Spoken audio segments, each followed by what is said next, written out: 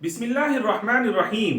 ناظرین کرام، 610 میں جب آخری نبی حضرت محمد مصطفیٰ صلی اللہ علیہ وسلم پر وحی کا نزول شروع ہوا، اس وقت آپ کے لیے زندگی کے معنی کیا رہے ہوں گے؟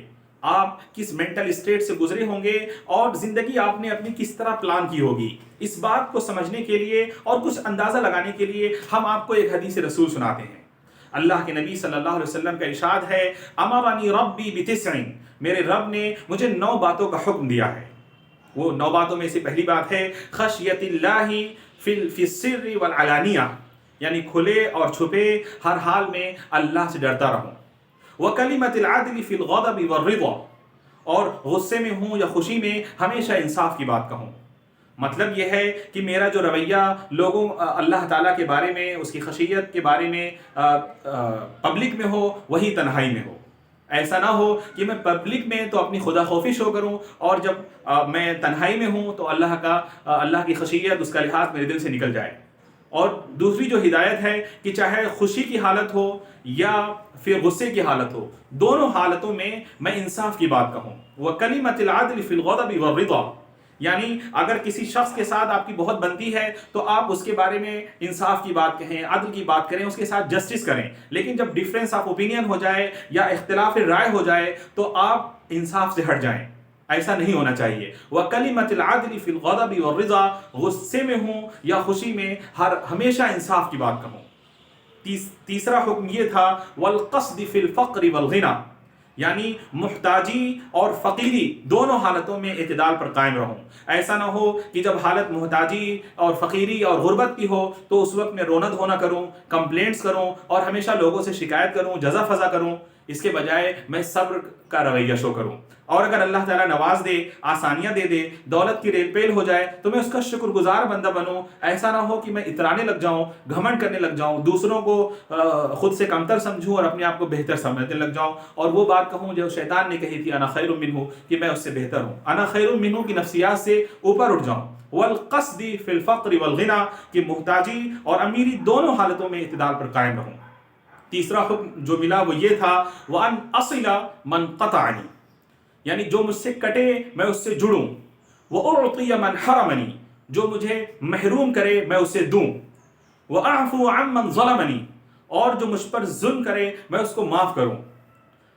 اس کا مطلب یہ ہے ناظرین کہ اخلاق یا اعلیٰ اخلاق کا مطلب یہ نہیں ہے کہ آپ اپنا رویہ سامنے والے کے رویے کے لحاظ سے طے کریں، اور شاعر کے الفاظ میں یہ کہیں کہ ہم آدمی ہیں تمہارے جیسے، ہم آدمی ہیں تمہارے جیسے، جو تم کرو گے وہ ہم کریں گے۔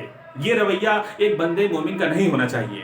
اللہ کے رسول صلی اللہ علیہ وسلم کو یہ حکم ملا کہ جو مجھ سے کٹے میں اس سے جڑوں، جو مجھے محروم کرے، جو مجھے ڈپرائیو کر دے، جو میری چیزیں چھین لے میں اس کو عطا کروں، جو میرے اوپر ظلم کرے، مجھے ٹارچر کرے، میں اس کو معاف کروں۔ یہ وہ بات تھی جو آپ کو سکھائی گئی۔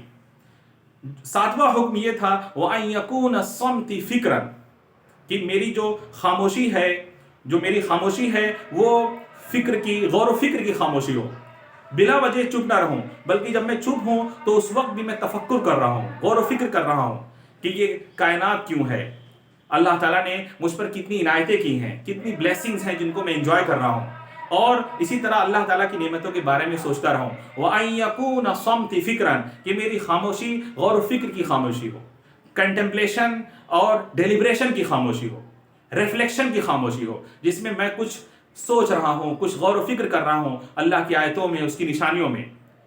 وَنُطْقِ ذِكْرًا، اور میرا بولنا یاد الہی کا بولنا ہو، یعنی جب میں بولوں، کلام کروں تو لوگوں کو اللہ کی یاد آ جائے، میں اللہ کی آیتوں، اس کی نشانیوں کے ذریعے سے جو اس کائنات میں بکھری ہیں، جو اس یونیورس میں اسکیٹرڈ ہیں، اس کی طرف توجہ دلاؤں، کبھی انبیاء علیہ السلام کے واقعات سناؤں، اور اس طرح سے جب بھی بولوں تو لوگوں کو اللہ کی یاد آئے۔ وَنُطْقِ ذِكْرًا، میرا بولنا یاد الہی کا بولنا ہو۔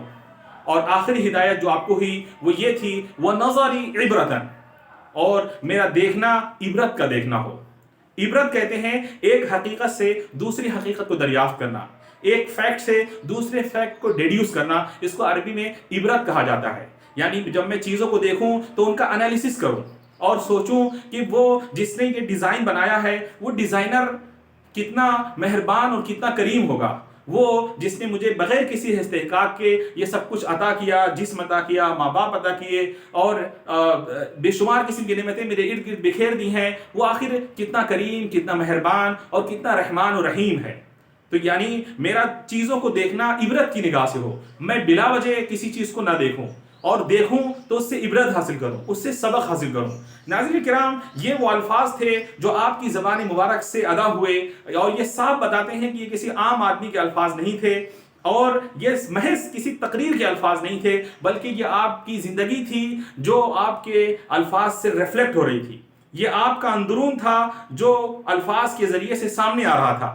یہی وہ باتیں تھیں جس پر آپ پریکٹس کر رہے تھے، آپ اپنے دشمنوں کو اور ظلم کرنے والوں کو معاف کر رہے تھے، محروم کرنے والوں کو عطا کر رہے تھے، غصہ کرنے والوں کے سامنے مسکرا رہے تھے، اور جو آپ سے چھین رہے تھے آپ ان کو دے رہے تھے۔ آپ کی خاموشی غور و فکر کی خاموشی تھی، آپ کا بولنا یاد الہی کا بولنا تھا، اور آپ کی نظر عبرت کی نظر ہوا کرتی تھی۔